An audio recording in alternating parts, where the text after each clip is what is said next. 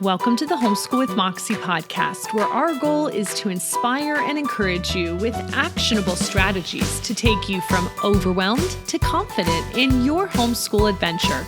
I'm your host, Abby Banks, and this is episode number 80. This episode is brought to you by my free members-only resource library, where I am sticking some fun outdoor hours trackers for you to print out. They go along great with today's episode about getting in more time outdoors. So if you want to access these printables or all my other printables, you can join my email list and sign up to receive the password for my members-only resource library by going to 4onemore.com/email, or you can find the link in the show notes at 4onemore.com/80. Welcome to episode 80. Today we're going to be chatting with Shannon Madden, who is a local friend of mine and a homeschool mom and a pastor's wife, and she blogs at trailfamily.blog. And we talk about trail family lifestyle and how to get more time outdoors with your kids, no matter if you're homeschooling or you're cyber schooling and the kids happen to be home, or whatever your situation may be. I know it's a big goal for a lot of us, but sometimes we just don't make the time to get it done. So in today's episode, I'm going to chat with Shannon about what they do, how they make it a priority in their family, and I'm going to link to a whole bunch of her posts on her blog, which I think will be a help to you. So you can check out Shannon's links as well as those free outdoor hour trackers I was talking about. You can find everything in the show notes at 4onemore.com/80. Now sit back and enjoy. Here's my conversation with Shannon Madden from trailfamily.blog. Shannon, thanks for joining us on today's podcast. Thanks for having me. Hey, so tell us first about your family, your homeschooling family. Tell us kind of how long you've been at it and what you would describe your homeschooling style as. Sure. So we've homeschooled right from the very beginning. So this is our 7th year homeschooling. I have 3 children. My eldest will be 10 this week, so that's a fun milestone for us. And then my next is 8, and then our youngest is 3. So we do the classical model of education, but a lot of Charlotte Mason influence in that. Very cool. So you, like me, homeschooling mom, started a blog kind of to reflect your passion. So you have the trailfamily.blog. So that might be an interesting term for people. I thought we'd start out by talking about what's a trail family lifestyle. What do you mean by using that term? Yeah, so it's really like an outdoor enthusiast family. More specifically, we like to do things that involve being on a trail, whether that's a hiking trail or biking. We've done even some quadding. We don't own 4-wheelers, but have a group of friends that do and have taken us out. Well, taken Tim and the kids out. I have not done that. But so cultivating a trail family lifestyle is wanting to be outdoors together and wanting to bring your children along in that passion that Tim and I started out with of just enjoying outdoor activities. Yeah. So is that why you're passionate about it? Because you guys were doing it already before you had kids, or how does that work? And what benefits have you seen by including the kids in this whole trail family thing? Yeah, Tim and I, before children, really enjoyed outdoor activities, camping and hiking. We were even into rock climbing for a little while. And then a lot of that stuff got put on the back burner when our 2 oldest were just little. Mm-hmm. And we live in a town that has a trail that runs right through it, and it was renovated in the last few years and reopened. And it's just this beautiful trail with this great surface and miles to explore. So that really inspired us to start getting back into those things that we really enjoyed. And our kids are at a really good age where we can bring them along and really enjoy it as a family. So how old was your youngest when you guys first started getting back into it, would you say? Probably 7. Okay. Yeah, they would have been 7, 6, and 1. 7, 6, and 1. So you were doing it with a little one. Okay. So no excuses then for families of little ones. Like you did it with the little ones. I'm sure it's a little more challenging, right? Yes, definitely. Definitely. Because with biking, he was in like a little pull behind chariot, and he still has ridden in that this year. So, okay. Yeah, definitely more gear to bring along and more to plan ahead for, but not impossible. Okay. That's good to know. So, homeschool families, we're supposed to include physical activity in our lives. And I know personally as a family, as my kids have gotten older, it's gotten harder, although it shouldn't be because they're more independent. We don't have to we don't have to put them in a backpack and carry them. I don't know why it's harder, but maybe we feel like busier. What would you say for homeschool families? Like, how can they include more physical activity in their daily lives? Do you have any ideas? Because I don't know, maybe we're just thinking we got to do the book work and then we're forgetting about that whole other aspect of being outside. So maybe you can kind of walk us through some ideas there. Right. It just takes being intentional about it. I discovered that I really need to write it in, because if we say we'll get to it when we get to it, we never actually get to it. Mm-hmm. So I have to plan intentionally to say, okay, we're going to go for a walk, or we're going to go for a hike or a bike, and plan for it. And do you do a certain number of hours per week, or do you do a certain number of days per week, or do you have some kind of goal that you set for your family? Yeah, last year we did the 150 hours outside challenge, and that comes from Leah McDermott at Your Natural Learner. I discovered that, and that was a really good motivator for me the first year that I was actually blogging and doing Trail Family. Mm-hmm. We started in January at the new year of that year, and I hate the cold. Mm-hmm. So it was a great motivator to get me outside and in the snow with the kids. And we just squeaked out that 150 hours for 2019. Okay. And then this year we set the goal of 300. We doubled it. Wow. So pretty ambitious. We have about 90 hours left. Wow. But I think we're going to make it.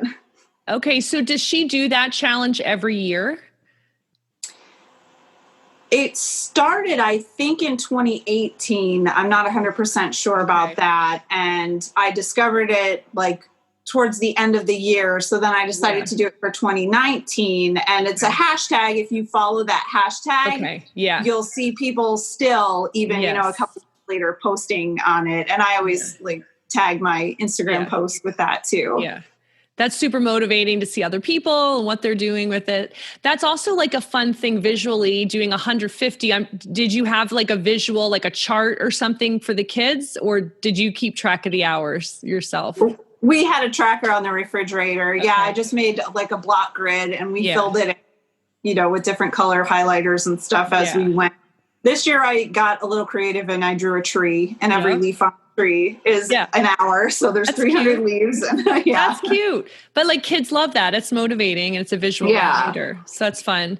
So I know you have some more specific ideas. I know you've written a blog post recently about some ideas for even families who aren't homeschooling, but maybe their kids are home doing cyber school, or, whatever the situation is. All families really can use these ideas. So can you give us some of those activity ideas you wrote about of incorporating the outdoors and things parents can do with their kids specifically? Yeah, the trail really presents a lot of opportunities for outside the curriculum of one thing I listed was they can walk or run or bike a certain distance, and then you can convert it into other measurements. So say you go a mile and then figure out how many kilometers you went, how many meters you went, so there's that. And there's also a lot of opportunity for nature study on the trail. So one activity is to choose a spot or a particular tree and to sketch that area and observe the weather, observe the changes over the seasons. And then that gives you an opportunity and a reason to keep returning to the trail because, we have to go see our tree or our plot of wildflowers or something like that. So just to naturally bring you out on the trail and have a reason to go. Mm-hmm. You were saying you're a Charlotte Mason homeschooler, and I know nature studies are big. Do you find that being on the trail is like a really big inspiration and really kind of informs what you guys study with nature studies? Definitely. Definitely. Yeah. This year we found a caterpillar. Well, my friend ended up finding a caterpillar for me because I couldn't find one. So we had our first monarch, but it didn't make it, unfortunately. But and we've done guided nature walks on our trail where there was an expert who would go along and say what different flowers were, different animal tracks and things like that, which were very, very interesting. And that lends itself to, studying those things afterwards, to getting some guidebooks and seeing what grows in our area, seeing what animals live in our area. Cool. Is there like a website that shows all the trails in like the United States or your state? Like, are there certain websites that you know about? I didn't warn you of this question ahead of time, That's but all right. I wonder if there is. Let me look. I have an app. Okay. And it is called Trail Link. Okay. And that is specifically the Rails to Trails. And if anybody doesn't know what that is, there are groups all around the country that are taking old railroad beds and turning them into walking and biking trails. So it's Rails to Trails. Yeah.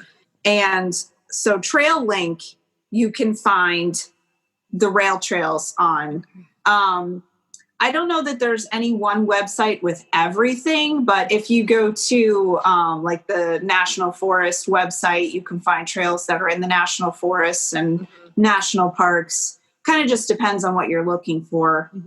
That's really helpful. We'll link to the app and on whatever other websites you have. We'll put those in the show notes, but that's really helpful. Cool. So, I mean, there really is no excuse, I guess, right? I mean, we could make excuses, but it sounds like, I mean, the educational opportunities are huge for going outside and doing biking and all these things.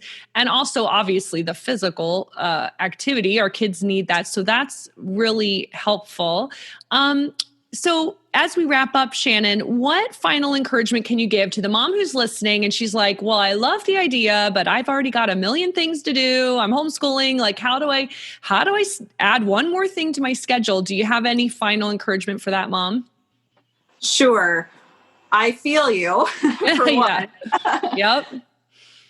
I would say the best thing that helped me, because I was definitely in that situation where, homeschooling and trying to take care of the family and the house and all that. Once I set a goal, like those hours outside goals were one of the best things for me for motivation. Even as somebody who enjoys being outdoors and enjoys doing that, having a goal is going to motivate you to get out there.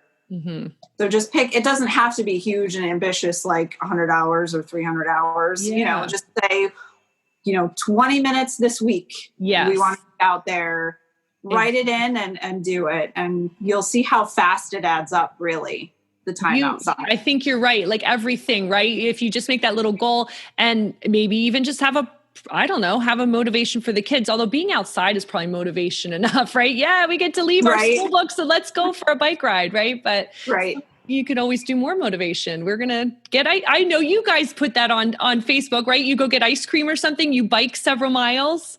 Yes. And it's a long ride. I think it's like 7 miles. Wow.